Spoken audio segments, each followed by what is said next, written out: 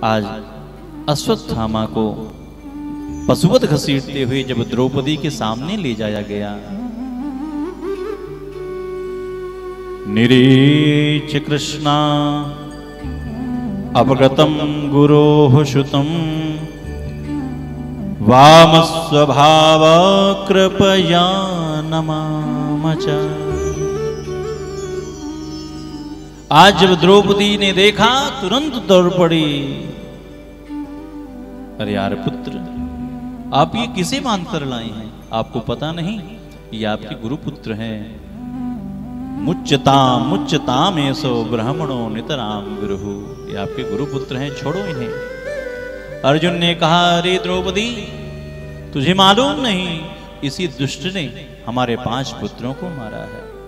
द्रौपदी कहती है, हे यार पुत्र, ये कौन होते हैं मेरे पुत्रों को मारने वाले? को न काहू सुख दुख कर दाता, को न काहू सुख दुख कर दाता, निजे कृत कर्म भोग फल भ्राता।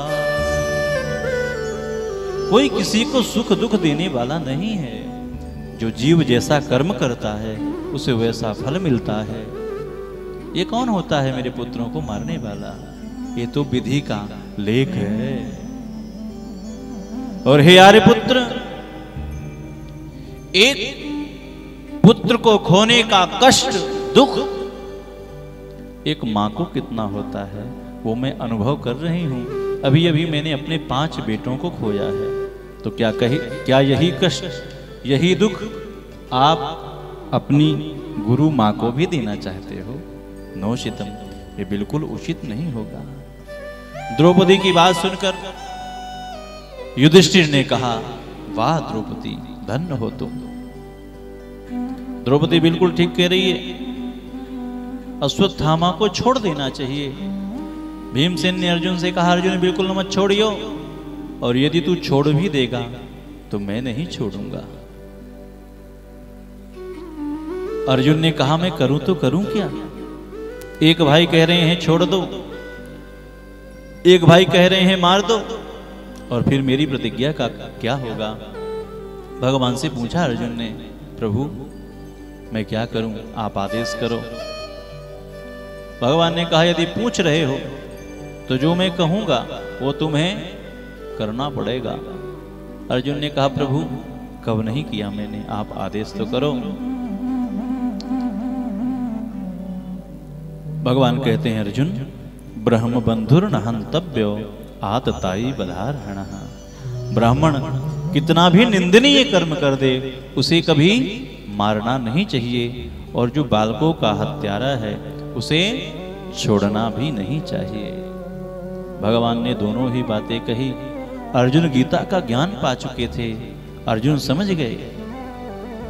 वपनम द्रविणा दानम स्थान निर्यापणम तथा ऐसे ही ब्रह्म बंधुना बधो नाने स्थितैहि कहा। यदि ब्राह्मण को बीच सभा से अपमानित करके भगा दिया जाए, ब्राह्मण बध के समान होता है। अर्जुन ने आज यही किया। शिखा का छेदन किया, मस्तक पर मणि थी उसे निकाल लिया और अश्वत्थामा को वहां से भगा दिया। अर्जुन की बचनों की भी रक्षा हुई और ब्राह्मण के प्राण भी बच गए।